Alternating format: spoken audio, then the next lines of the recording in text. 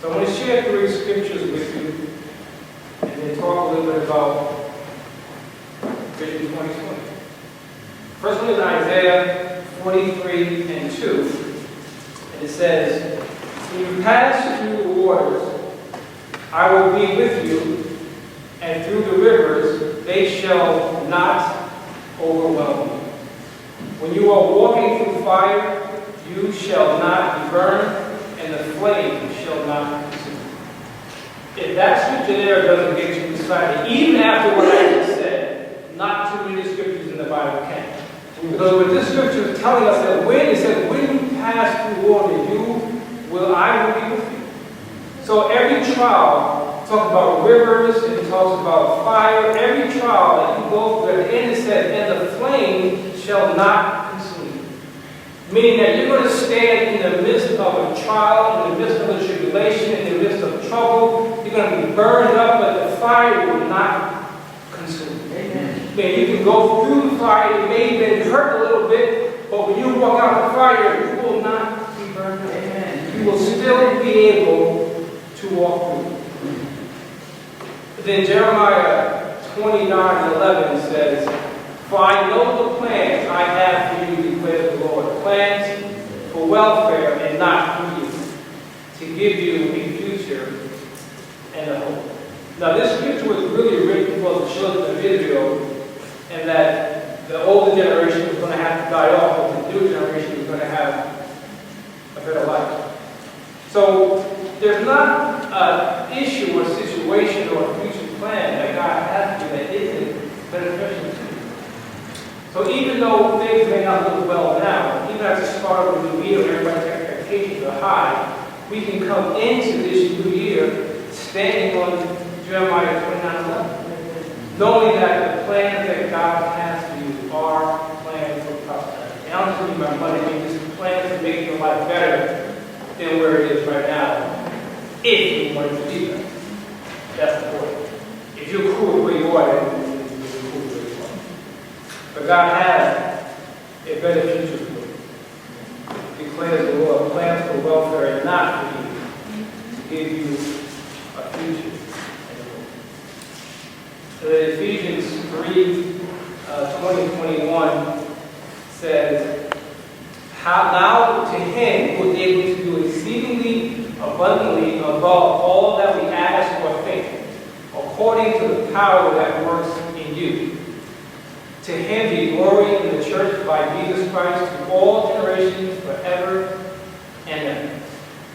So whatever you're thinking about, whatever you're praying about, whatever your New Year's resolution is, if you do that, I don't recommend that. I do recommend New Year's goals, because resolution is really just kind of word to say, but a goal is something you're looking to achieve.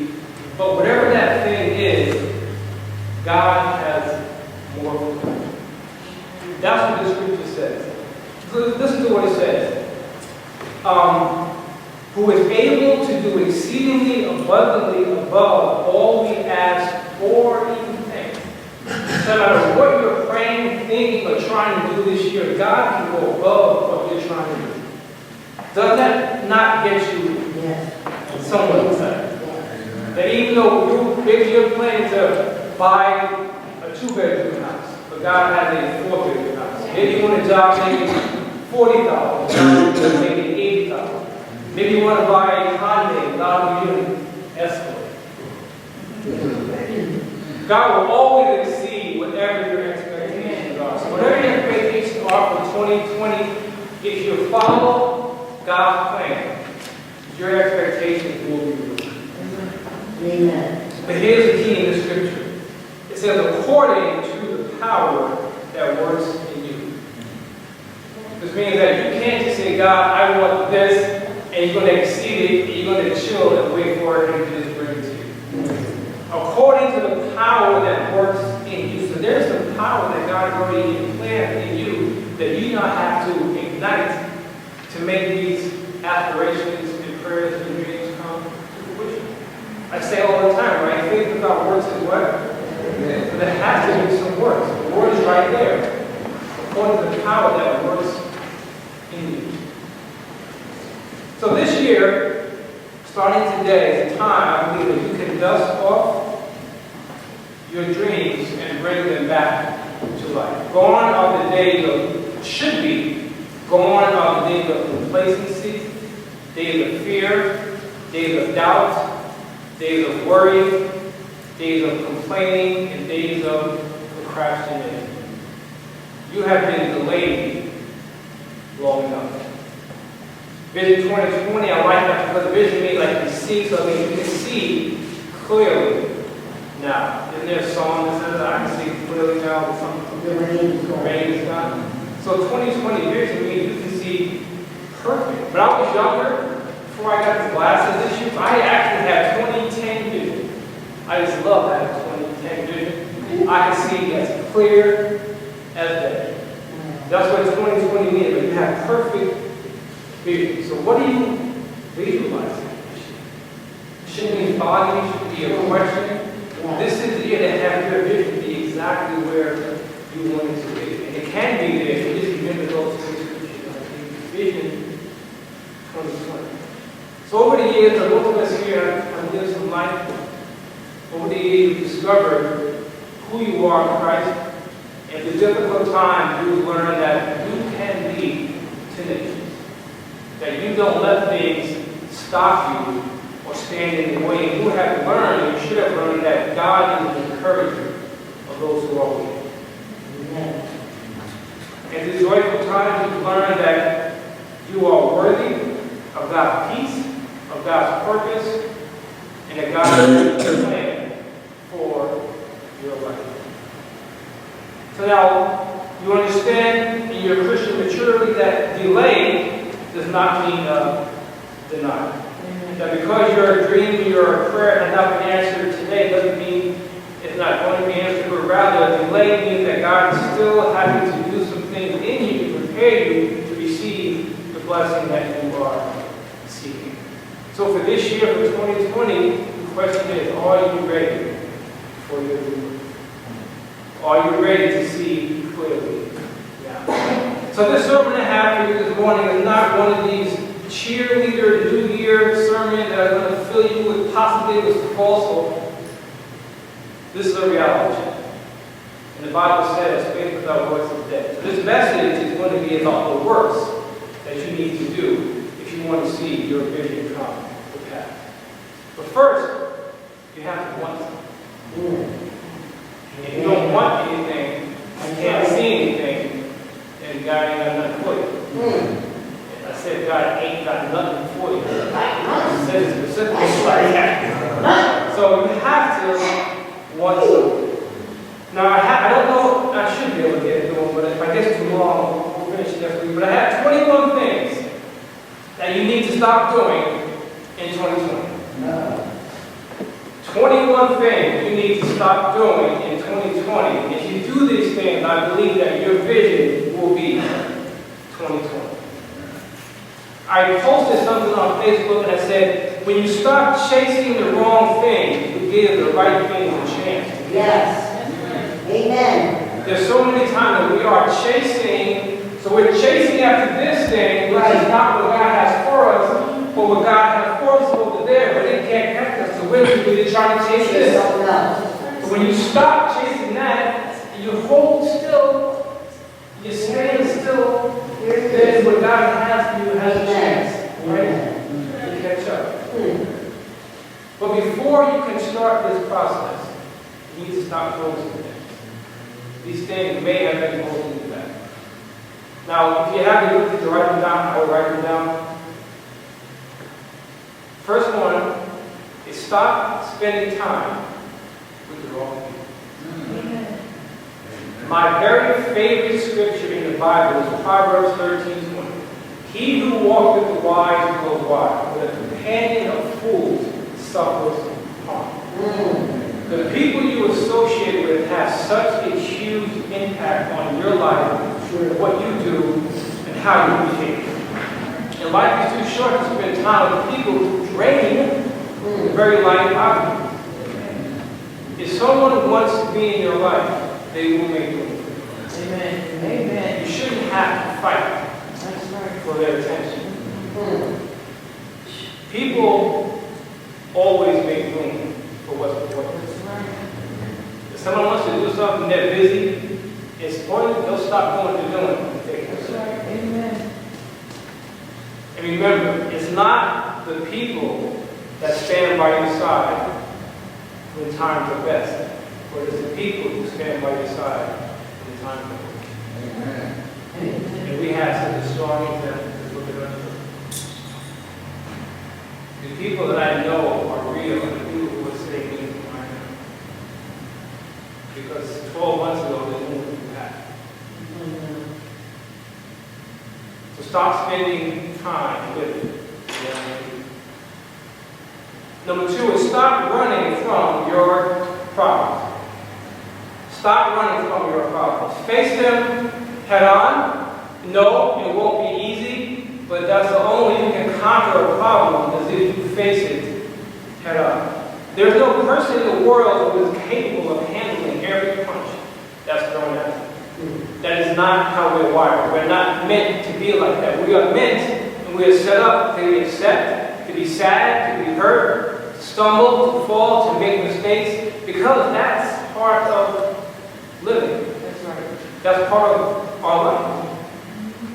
The Bible even talks about it. We will, right, have tribulation. So it's not going, you can't run Right. from it. You keep running, it's going to keep chasing you. You have to come to a point where you're going to stop, turn around, and face it. Face the problem, learn from it, adapt it, and solve it, and move on.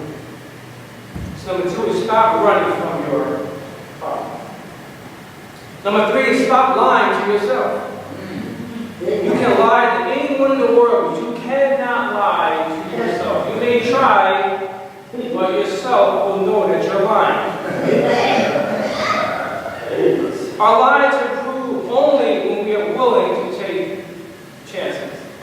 And the most difficult chance to take is to be honest with yourself.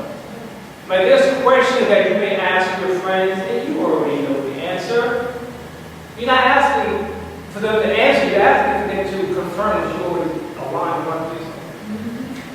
Yeah. Is this guy right for me? You know he ain't right for you. You just want her to confirm what you already know is wrong. Right. So stop lying to yourself. Amen? Amen. Number 4, stop putting your needs on the back burner. Now, there may be some Christian folk who say, well, the Bible says that we should consider others better than ourselves. The key word there is consider. It didn't say feed them before you feed yourself. But consider them to be better off than you are. The most painful thing is when you lose yourself in the process of loving someone and forgetting that you too are important. And I know mothers do this more than anyone. Yes. Yes. Amen. But even mothers need to stop and remember that they need to take care of themselves first. You, and you. Are you loving? Don't mind. And you. Now think about here's a good example. Anybody been on a plane before? Remember when you're on a plane and they give you the instructions, when the mask comes down, you need to breathe? What do they tell you? Put yours on first, then help the person next to you. Right. You can't help somebody if you're already broken vessel. So stop putting your needs on the back.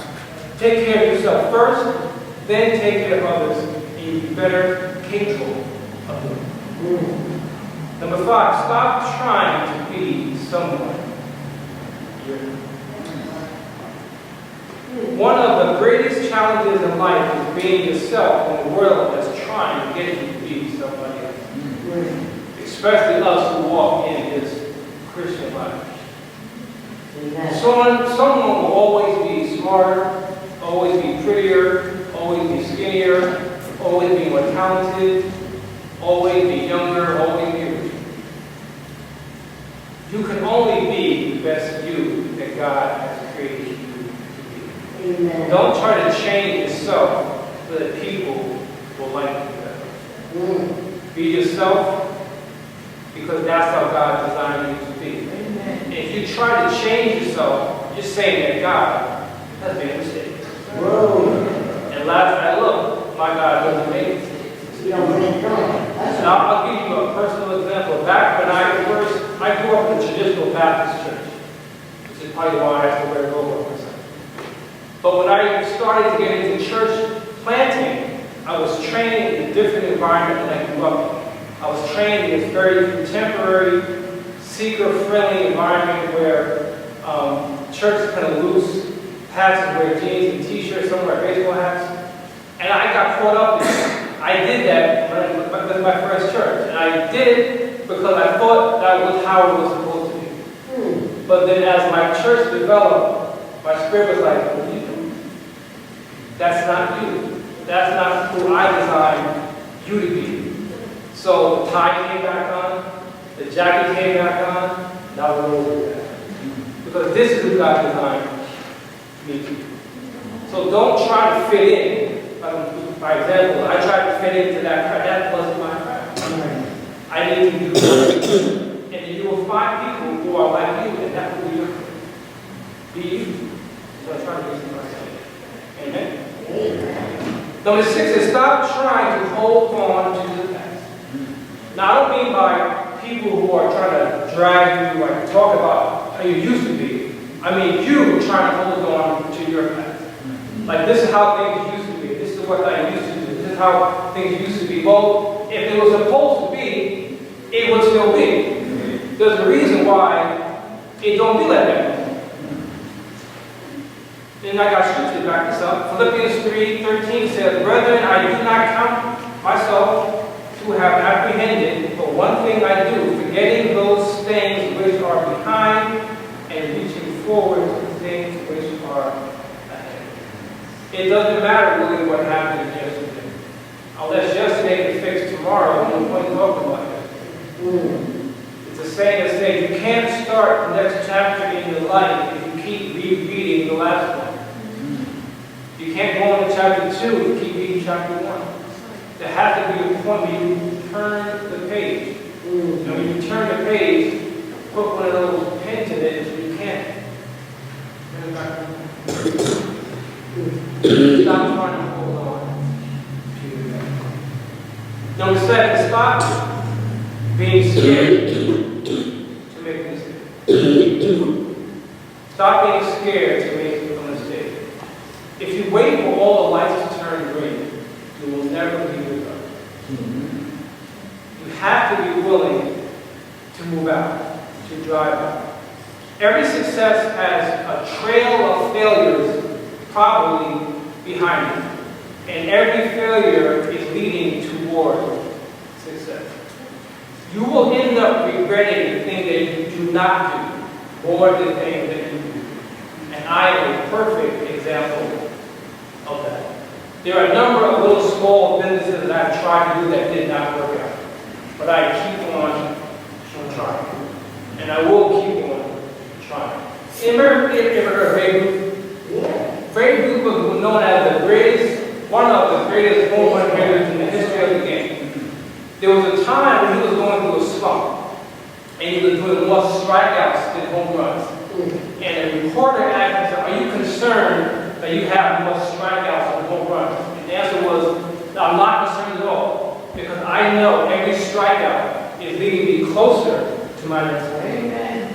So every time you strike something out, every time something doesn't work for you, you know you're getting closer to your reward. But if you don't take any risk, you will never get any reward. There is no success in playing it safe. I'll make it very practical. If you work for a corporation and you're working in the mailroom, and you go to work every day in the mailroom and don't try anything different, 30 years from now, you'll be in the mailroom. You have to do something, try something, take a risk, apply for a job or a position, otherwise you're not going to go anywhere. You cannot be afraid to make a mistake. If we weren't meant to make mistakes, they would not have created erasers. You can erase it and start over. You have to be willing to make mistakes.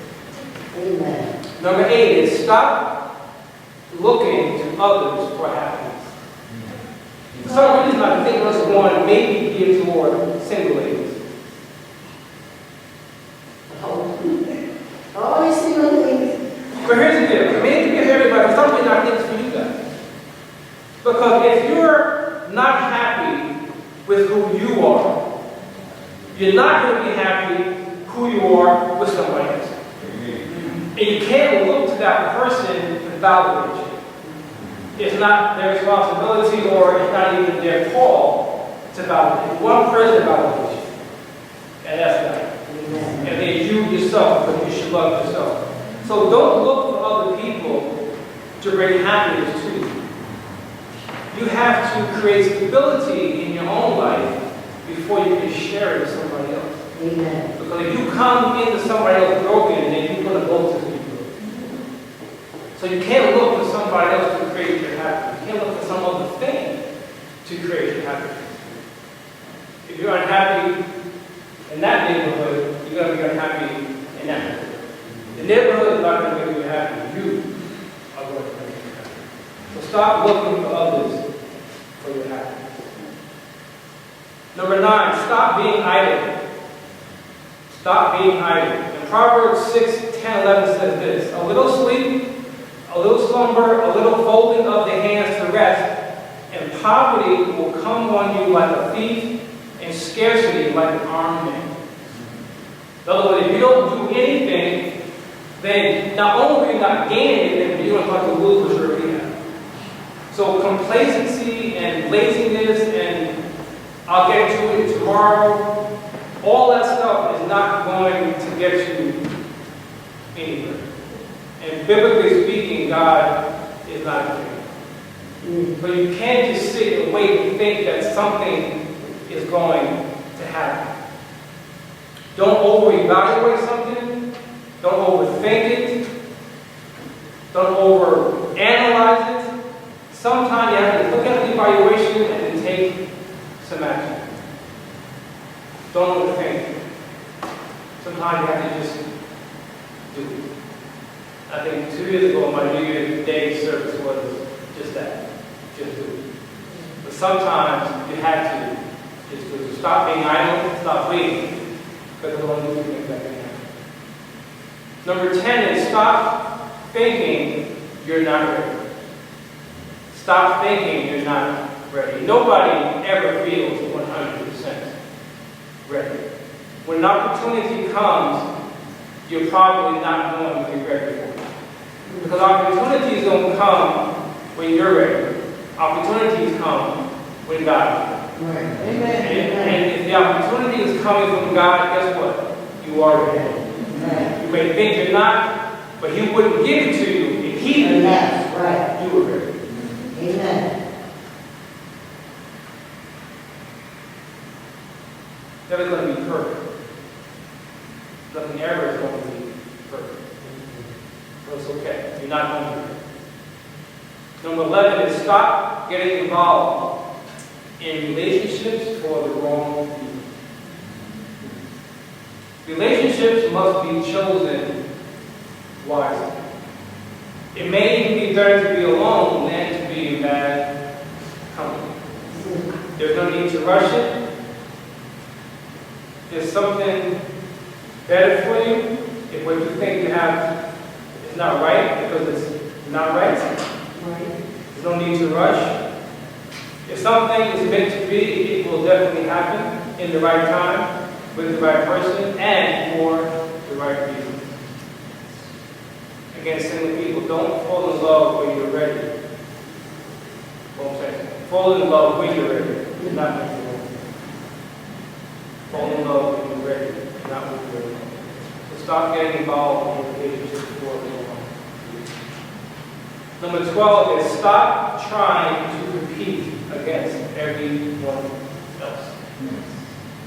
Don't worry about what others do better than you. Concentrate on being the best you every day. Success is only between 2 people, you and yourself. I mean, I can look at this situation right here. So, our church is here. You could literally sprint to another church right up the street, talking about Harvest. Go down to Lancaster. Oh, what's this? take a left where the church used to be. There's a church there. Go down 4 more blocks, that's our old location. We have 4 churches in walking distance of each other. But we're not competing against each other. Because we're all very similar in our style. I think we're mostly charismatic Pentecostal churches. But there's no competition between us. We all do our own different thing. There's one thing in the circle of pastors that I learned early on is that you meet a new pastor and the first thing they ask you is, so what are you running?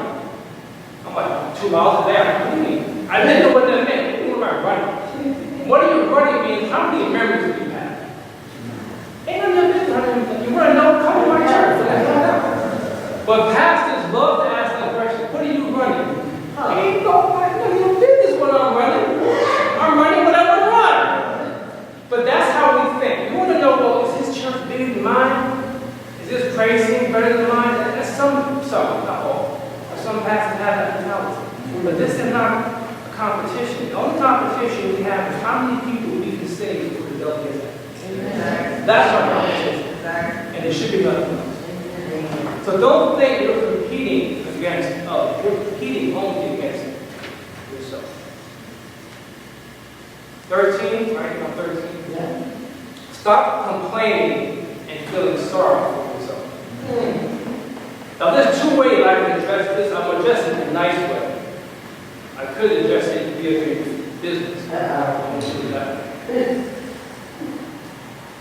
Because people like to complain and feel sorry for themselves. There's a person that's no longer with this church. I can show you text as long as my happily is complaining about other people. Complain. Get real. Stop complaining and feeling sorry for life's curveballs are thrown for a reason. They're thrown to shift you in your path toward a direction to get you where God has meant you to go.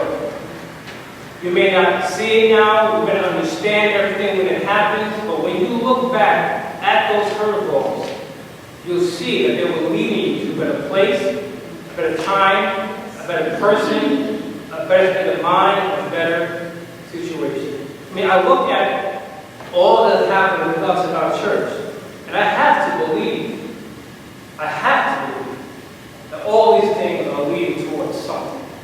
Yes, It could be as a body, and it could be as individuals. But you have to look at the situation, the curveballs, and why you're here. That's why my favorite song we used to sing, Follow Along. Because we're not happy with your current situation. But follow along, when you look back, you're going to realize, okay, that's why that had to happen. That's why that had to happen. If you're a walking child of God, you will not put anything in your life that doesn't have a reason why it's there. Good, bad, or good. We have to believe that. We have to walk by that. We have to have belief and faith that He'll lead us where we need to go. And sometimes He has to put things in our way that we don't like to move us into where we need to go. So stop complaining and feel sorry for yourself. Number 14 is stop holding grudges. Yeah, I know I guess I'm just talking that one. Stop holding grudges. Don't live your life with hate in your heart. And forgiveness is not saying what you did to me is okay. Right. Forgiveness is saying, I'm not going to let what you did to me steal my joy. And I'm going to move on with my life while you're still talking in your past. Right. So you got to just shake it off, let it go, find peace, liberate yourself, and just move forward. Because holding a grudge will bring no joy, no happiness, and normally no resolution to the situation. Stop holding a grudge. Amen. Number 15 is stop letting others bring you down to their level. Refuse to lower yourself or your standards to accommodate those who refuse to raise theirs. And for me, this is both spiritual and material. You can have people who are questioning our God and questioning our faith, and people say we don't need to go to church and we don't need this. well, that's cool for you. But I know I can't go through this life without God. That's right. I'm not going to try to go through this life without God. And let's get real. If for some reason, some whacked out reason, we got it wrong,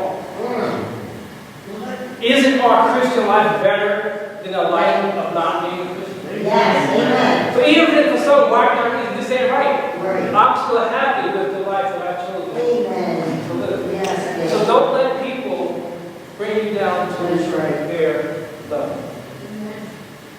Good. Number 16. Stop overlooking the beauty of small moments. Stop overlooking the beauty of small moments. Enjoy what I call little things in life. Because when you look back at little things, you're going to realize that they were big.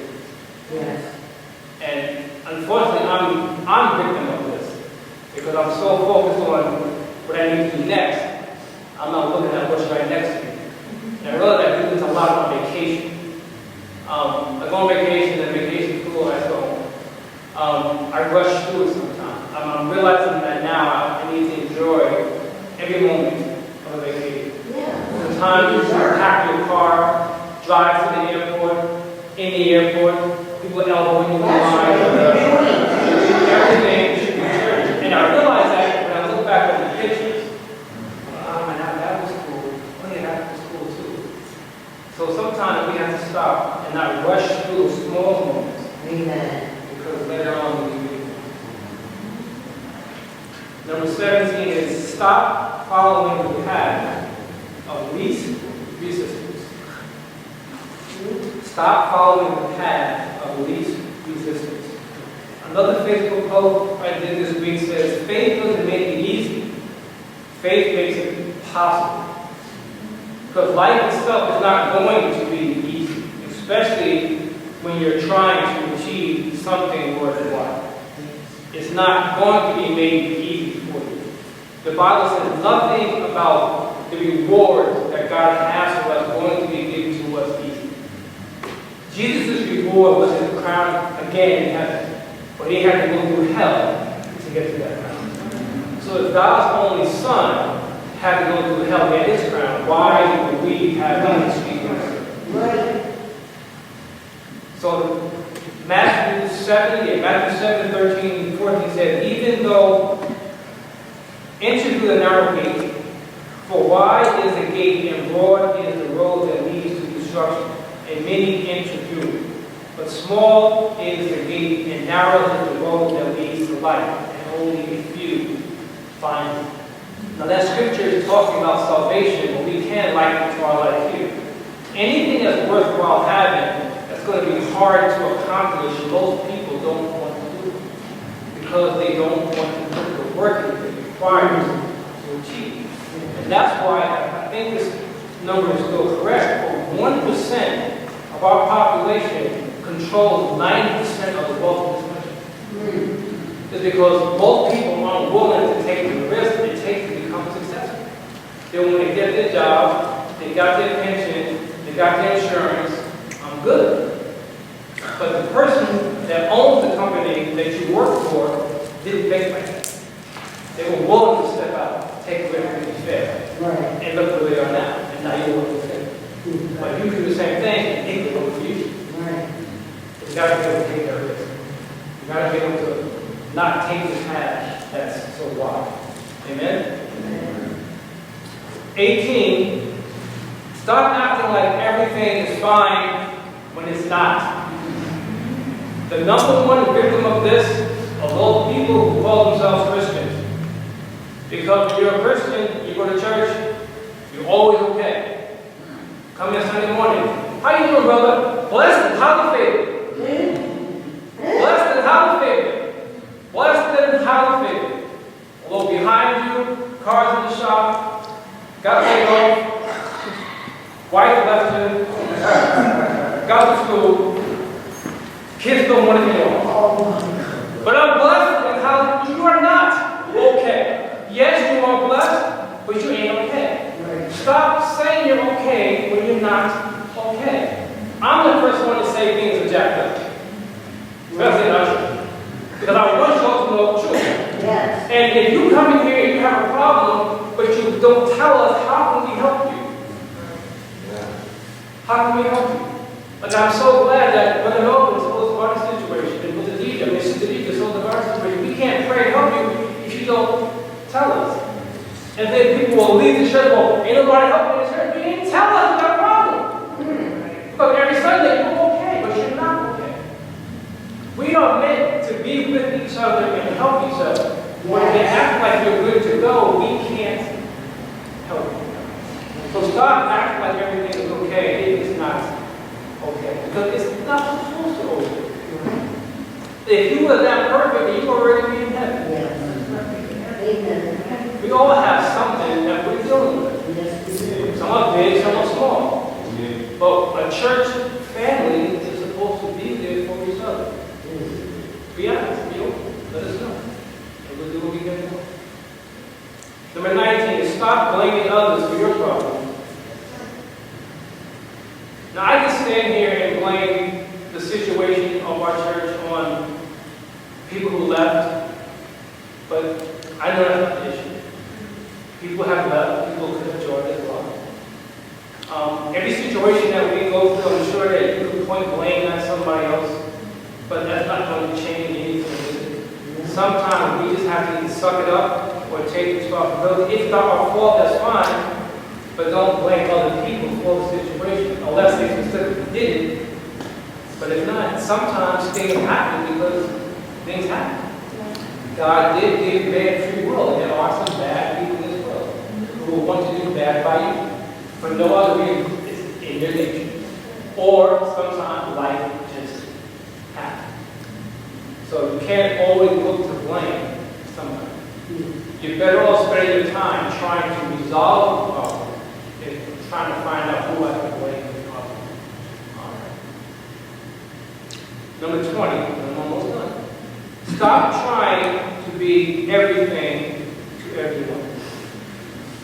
I have a news report for you. You are not Superwoman, and you are not Superman.